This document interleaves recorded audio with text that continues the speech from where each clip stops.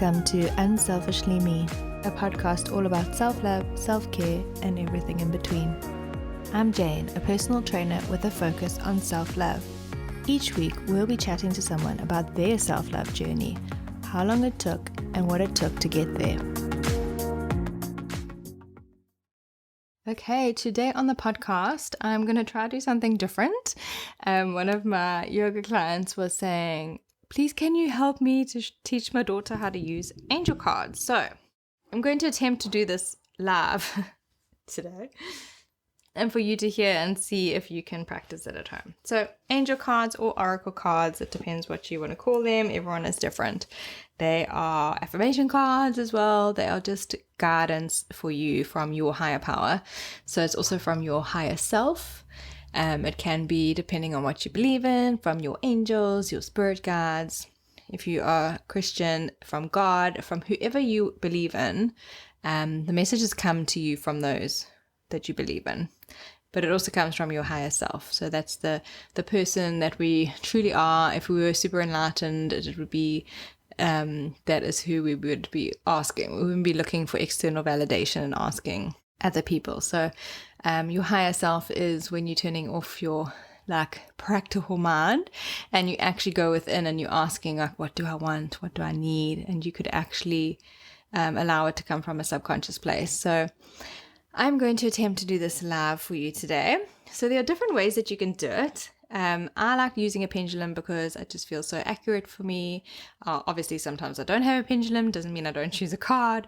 I just use my hand and I choose intuitively. There's no right or wrong answer. So it's just allowing yourself to center, to ground, and then to choose your card. So what you can do is I like to always take a deck and then knock it 3 times just to knock out any energy, especially if I've used it for someone else with my angel readings, or if you've been using it or someone else has touched it, just to get any negative energy out.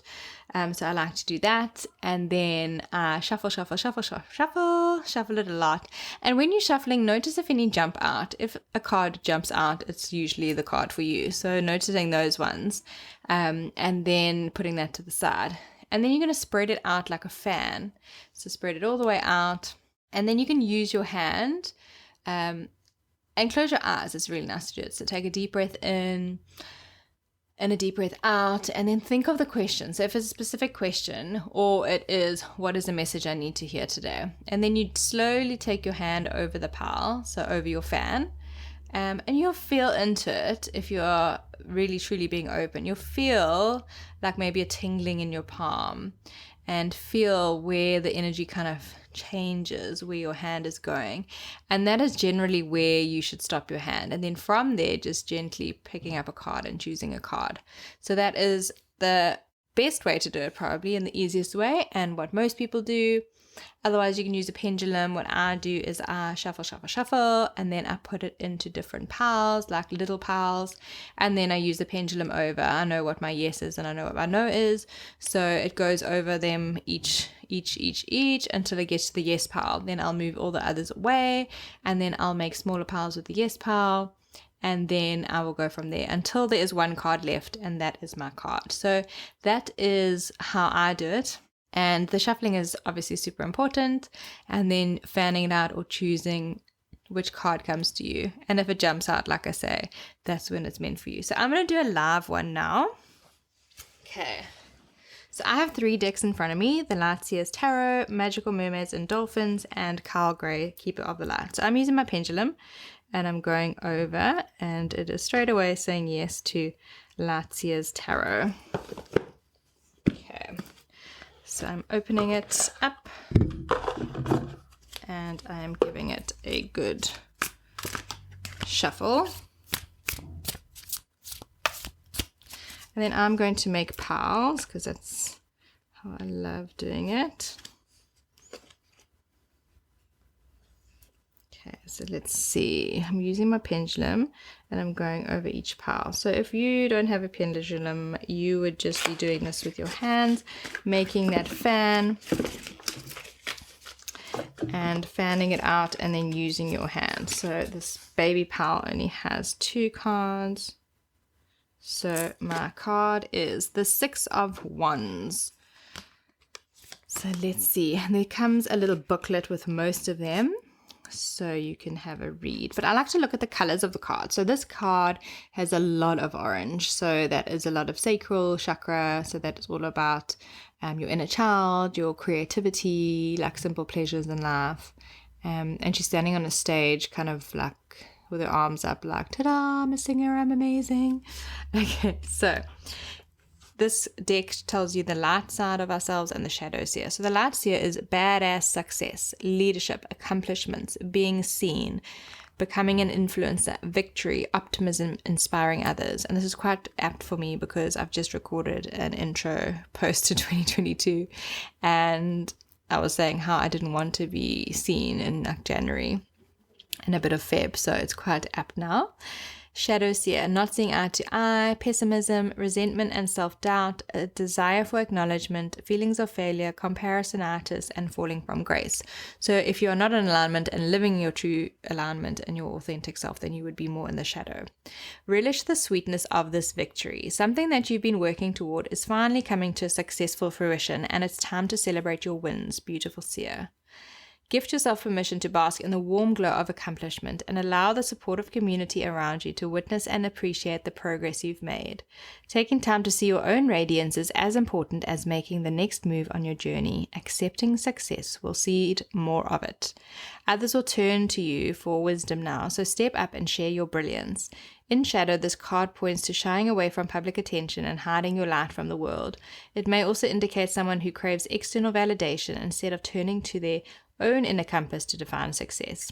Remember that no one else in the world has your magic, and that the most important person to impress wholeheartedly is yourself. So that's something I have been preaching on the Self-Love Club and trying to impress upon everyone, is you need to go internally and you need to clap for yourself and compliment yourself, because your mind only believes what you say. And the affirmation is, I'm worthy of the success and I'm grateful that I am seen. So that is so apt for me right now. Like I feel like, sorry, I knocked the mic there. I was so excited. I feel like that is on the money. Like things are really happening. My retreats are starting to sell out now, and I just feel like things are coming together. I've got a new offering that I'm going to be launching soon, and yeah, I just feel really, really good. I'm just about to, I was going to say renovate. I suppose that's what it is. Renovate my website and redo it this month. That's my focus this month. So I do feel really good. I feel like things are opening up a bit more for work. And yeah, I've got a lot of new offers that I'm going to be launching soon. And I feel like ready to be back on camera and do stories and coming out of my shell again. So I really do feel like that's accurate for me. So that is all you have to do. There's not much to it. You just have to open your heart, open your mind, and believe that what's meant to come through for you will come through. So just having a little faith in yourself, trusting your intuition, and knowing which is for you. I have a lot of decks, so I like to test which deck is best for me.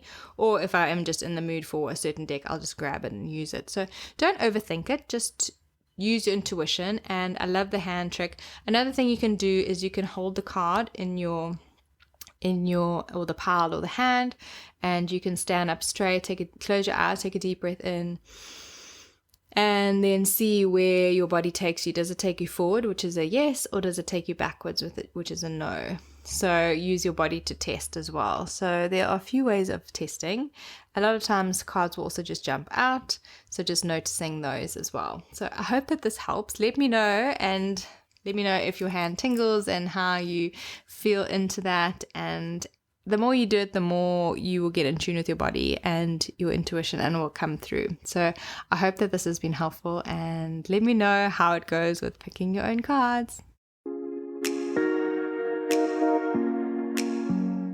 Thanks for listening to Unselfishly Me. Follow us on Instagram at unselfishlyme, and check out our website www.unselfishlyme.com.